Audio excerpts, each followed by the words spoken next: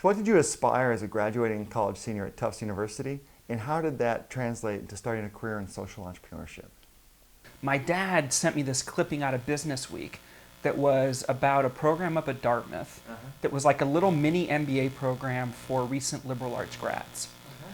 And my dad, he was very proud of this thing. He's like, Michael, check this out. I think you'll really like this. And I was like, what? I just graduated with a degree in cultural anthropology, and I'd studied a lot of comparative religion and done a little bit of international relations stuff. But so I kind of was thinking more like kind of the nonprofit and development, and I'd grown up abroad, and so all these things. That's why international development to me sounded like this great idea. But he was like, I think you should do this. And he's like, so much so, I'll even pay for it. And I was like, oh, what do I have to lose? All right, sure. So I went and did this business program up at Dartmouth. It was like a month-long mini MBA for liberal arts grads who had just come out.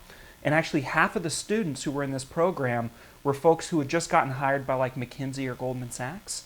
And this was like their first 30 days of corporate training. They sent them off to Dartmouth because, if you're a liberal arts grad, you don't really know much about finance and, P&L statements and like marketing and all this other business stuff. So this was taught by the MBA faculty and all this and that. Well, to make a long story short, I actually came out of that month-long boot camp. Yeah. And so a light bulb had gone off in my head around the idea of social entrepreneurship.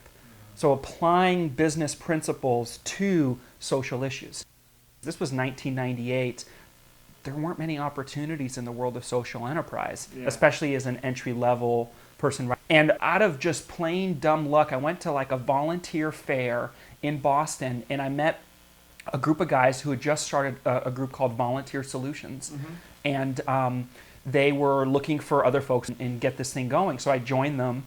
Volunteer Solutions was the first nonprofit to ever win the MIT 50K entrepreneurship competition. Oh, wow. It's basically like a tech platform for volunteerism. We ended up licensing it out to universities across the country. And then it was eventually we merged it with the United Way. And so that's how my career started. And while I was doing that, I then started up a second social enterprise called City Skills, which was focused on urban inner city job training, basically looking at high-tech jobs. And at the time, there were 500,000 of those jobs going unfilled. And so we worked basically nationally and as an intermediary looking at how to basically build out that sector. And had a lot of early success with both of those things. And had folks like Ford and Rockefeller Foundation funding us, and was working with folks like New Profit Inc. and the whole venture philanthropy world. So that's how my career started. I mean, it was, in many ways, I think of it as sort of like the accidental entrepreneur or the accidental social entrepreneur. But I've always been one to sort of just kind of follow kind of my gut and my passions, and trust that that things will flow from that.